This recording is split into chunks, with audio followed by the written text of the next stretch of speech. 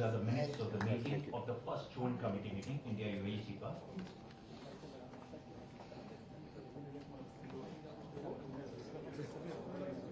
His Excellency Dr. Thani Al Zeyoudi, Union Minister of State for Foreign Trade, UAE, and Honorable Union Minister for Commerce Industry, Consumer Affairs, Food and Public Distribution and Textile, Chief Piyush Goyal, senior dignitaries from both the countries, and my friends from media. Friends, the historic India-UAE CEPA was signed last year on 18 February between the two nations. It came into effect on 1st of May last year. Without any further ado, I'll request His Excellency to make the opening remarks. Sir. Thank you. Let me start by thanking my dear brother and friend Piyush Goyal, Minister of Commerce and Industry, for his generous welcome and for his unyielding commitments to enhancing the UAE-India relations. Excellencies, colleagues, media, friends, it's really a pleasure to be back here today in India, a country that always offers unrivaled warmth and hospitality. And to those relations we are here to celebrate this week, it is now just over a year since we implemented the comprehensive sound company.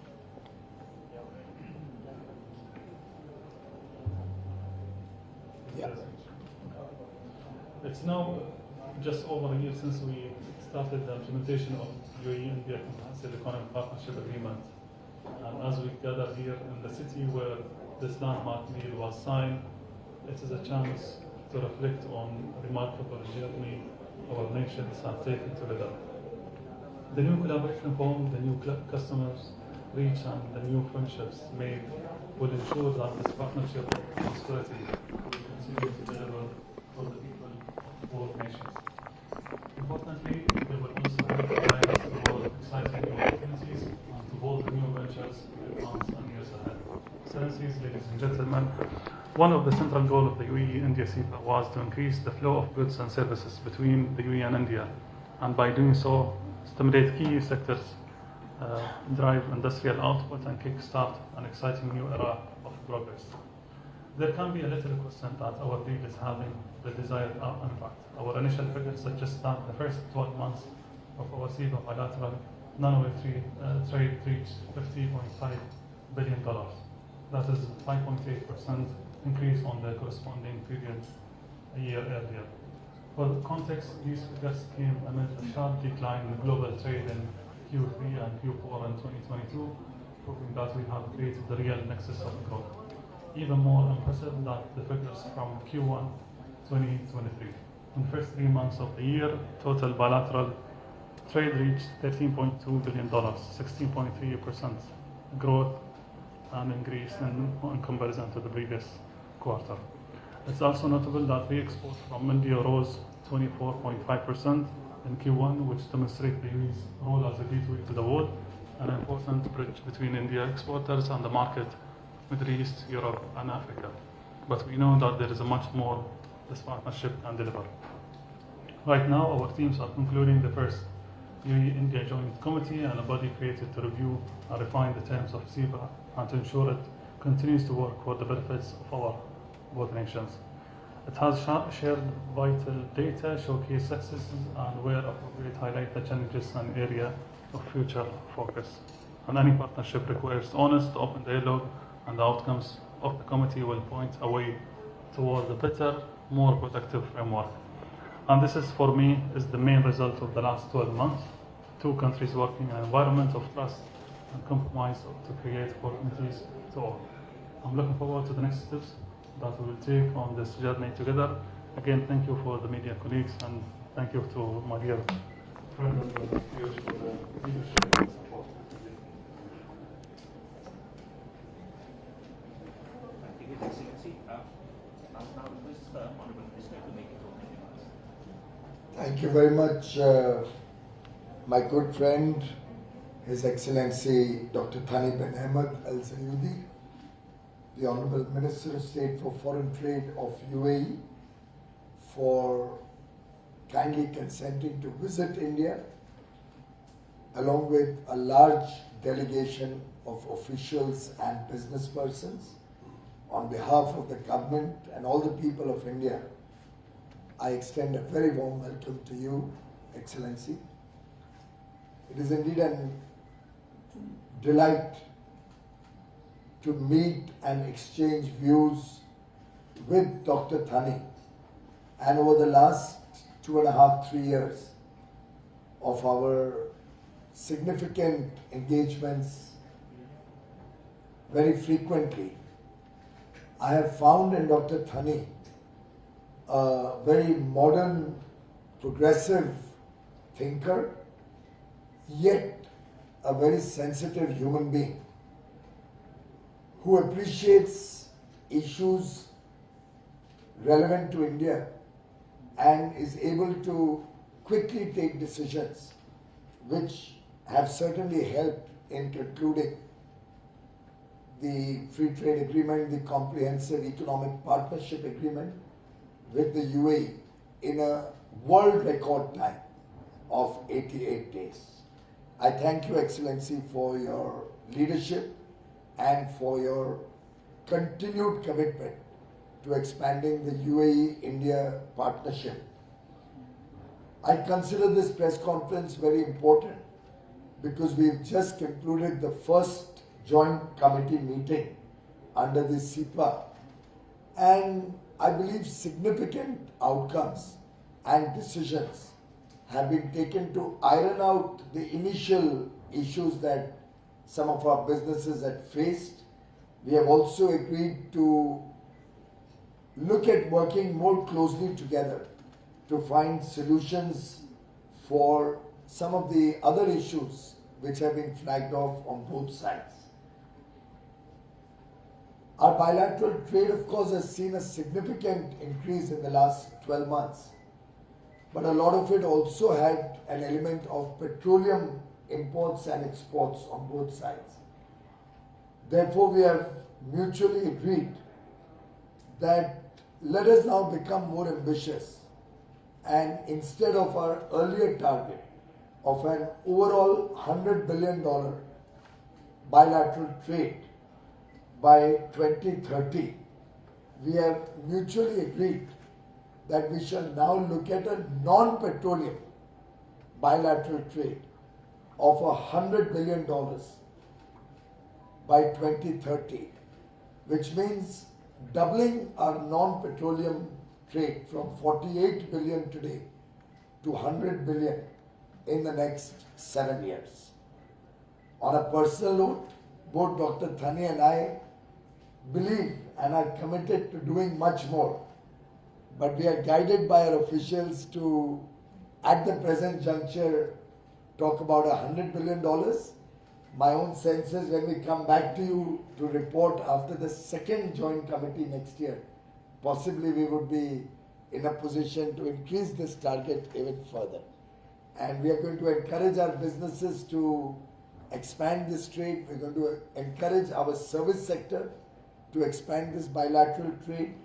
We have a business engagement soon after this press conference, and the smooth implementation of the CEPA will encourage and help us achieve very significant milestones going forward into the future. We have also agreed to establish various committees and subcommittees and also technical councils concerned with the implementation of various provisions of the CEPA, such as trade in goods, customs facilitation, rules of origin, SPS and TBT issues, trade remedies, investment facilitation, and economic cooperation. So all the requisite frameworks have now been put in place, and therefore I feel very encouraged to see the growth of our bilateral trade. An important decision of the Joint Committee was to set up a new subcommittee for handling matters related to trade in services. We have decided to exchange services trade data, preferential and on a most favored nation basis on a quarterly basis going forward.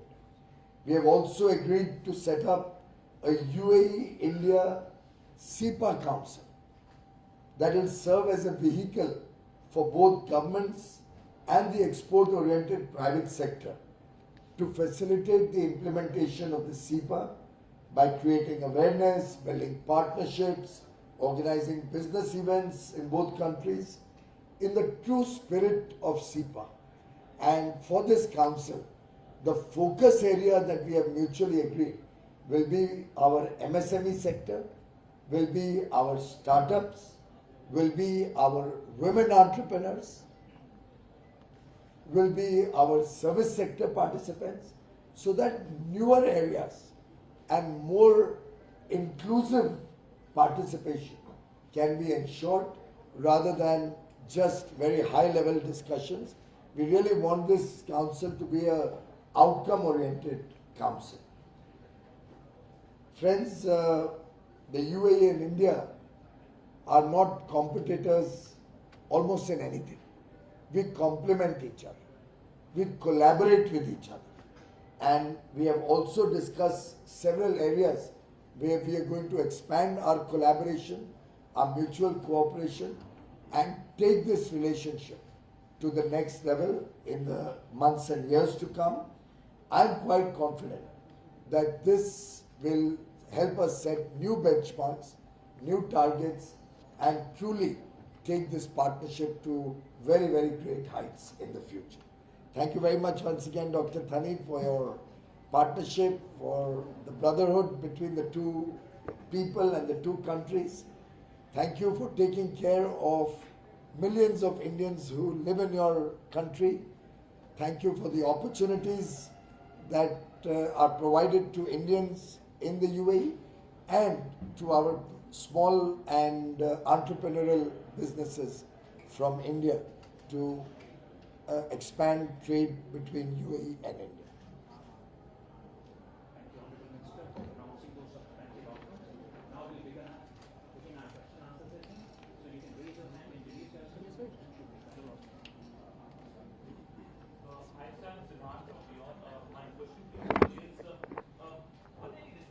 Trading in national currencies, and if yes, if you can give an update as to when we can see trading in national currencies from both sides.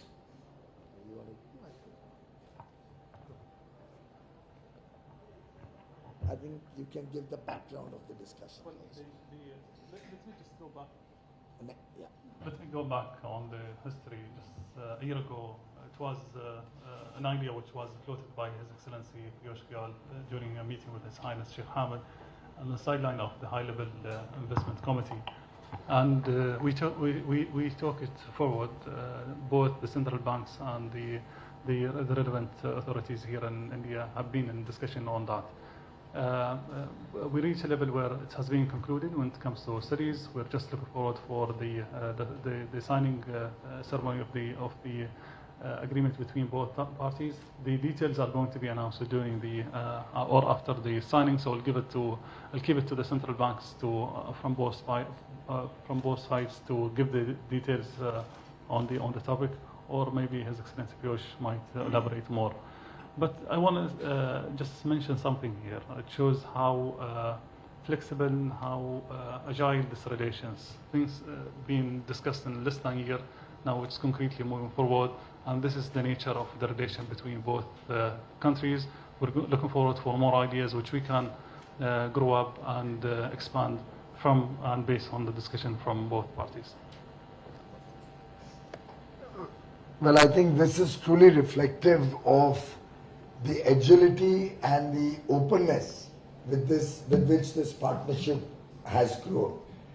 I still recall that it was in March of 2022 when, post our formal meetings in a very informal deliberation, His Highness Sheikh Hamad and I think Master Sudhir and our Joint Secretary and Chief Negotiator handling UAE, Srikar Reddy, were with me when we got talking about how we can make business more attractive between the two countries, how we can help our business persons reduce operating costs and transaction costs, And the germs of this rupee dirham trade were actually sown in that meeting. It's just about a year since then, but both countries have made significant progress. The Reserve Bank of India and the Central Bank of UAE have been in very active dialogue. The Ministry of Finance is very supportive and handling the entire issue, and I'm sure, given the high-level engagement on both sides, given the active pursuit of working together, not only on rupee dirham trade, but also on other digital technologies becoming a part of the UAE-India framework, I think we have very good things which will be offered to both nations in the coming months. We will await the final outcomes and the decisions. So any timeline this year?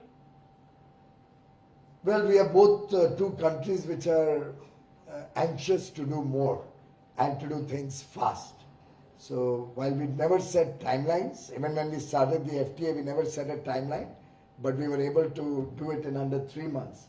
So I think I can only say this, that it's progressing at a very fast pace, and when His Highness and Prime Minister Modi are committed to something, you know that both leaders are very decisive, very outcome oriented, so you can imagine good outcomes very soon. Next question here, please. Hi, sir. Rishikesh from the Press Trust of India. So my question is, as India is one of the biggest gold importer, so are there any mechanism being developed to boost gold import under SEPA? And my second question is dirham being used by India to trade with any third country? Well, as of now, UAE is one of our largest suppliers, only after Switzerland possibly, of gold. And we would like to encourage that trade even further with the UAE.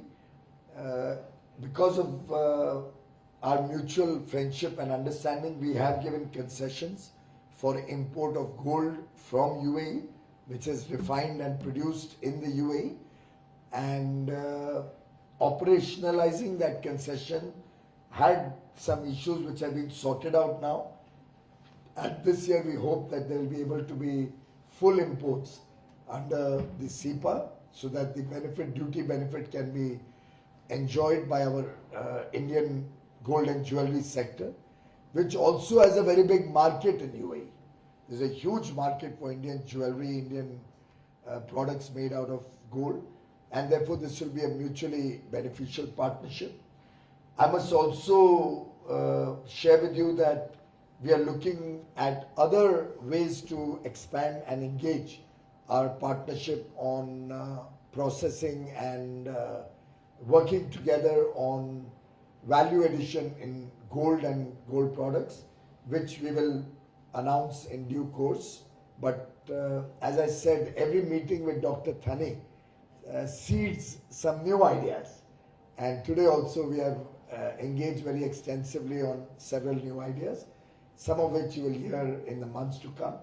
As far as dirham and rupee bilateral trade is concerned, currently we are looking at trading between the two countries.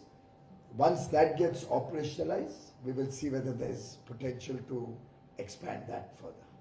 Thank you.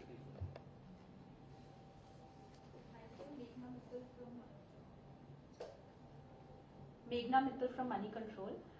You said that a committee will be formed to look at expanding into services, the trade. My question is that which services could be looked at for expansion for India UAE SEPA, and by when should we expect, like in a quarter or so, for it to come into effect? I'll let Dr. Thani answer that, but I think you are in a greater hurry than the government today. Well, both trades and services and goods have already started since the implementation last May. But what we agreed upon today is to establish a council dedicated to ensure that there is a business to business from both sides are discussing and initiating the flow of both sectors moving forward.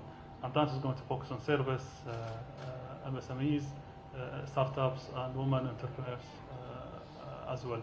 So that is going to be part of the initiation in the upcoming few weeks and months, so we can ensure the business to business dialogue are happening. Sectors have been already announced a year ago, so the work has been already implemented. So it's not something new when it comes to real implementation, but also to make sure that the networking and the communication between our private sectors. Nivedita, go ahead.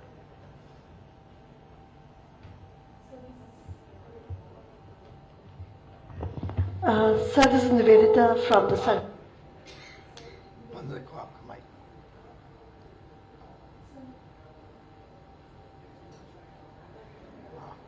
Yeah. So two questions. This delegation accompanying His Excellency, that's represented by which sectors, and also the bilateral trade that we have achieved so far has been driven by which areas, and what is the further potential that you see, sir? I think those details the officials will give it to you. Sir, I'm Abhimanyu from CNBC TV 18. I have two questions. So one, that UAE also acts as a channel for CIS countries as far as trade with India is concerned. And we had seen earlier that the low demand had impacted exports from India. So is there any uptick expected in the short to medium term? And secondly, has there been any impact of the decision on the rupees 2000 note as far as the possibility of rupee trade is concerned?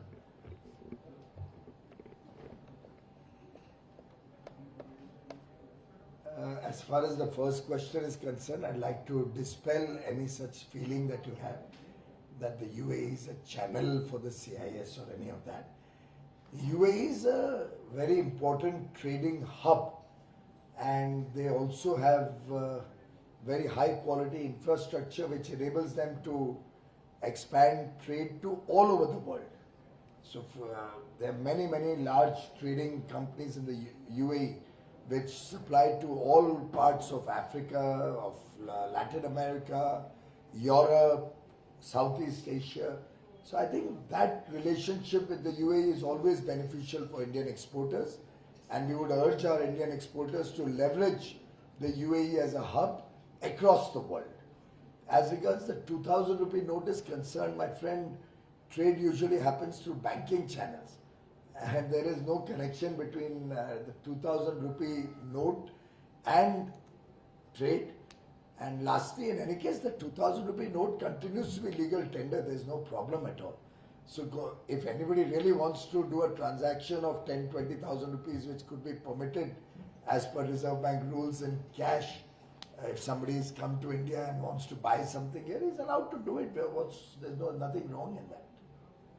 Friends, we can have two more questions.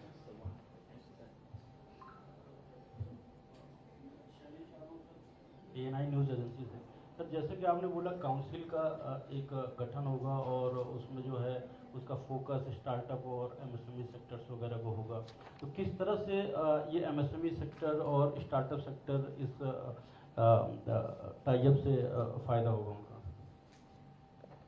बड़े स्वाभाविक रूप से भारत के जो सूक्ष्म, लघु और मध्यम वर्ग के उद्योग हैं, उन्होंने एक बहुत अहम भूमिका निभाई है भारत के औद्योगिक विकास में, भारत के निर्यात में और भारत की अर्थव्यवस्था में। ऐसी परिस्थिति में स्टार्टअप्स एक और ऐसा हमारे सक्सेस स्टोरी है, हमारा काबिलियत है, जिसमें मात्र 7 वर्षों में प्रधानमंत्री नरेंद्र मोदी जी ने जो स्टार्टअप इंडिया 5 जनवरी 2016 को लॉन्च किया था, 16 जनवरी 2016 को लॉन्च किया था, उसके बाद जो बड़ी बढ़त हुई है हमारी स्टार्टअप की दुनिया में, हम विश्व के तीसरे सबसे बड़े स्टार्टअप नेशन के रूप में उभरे।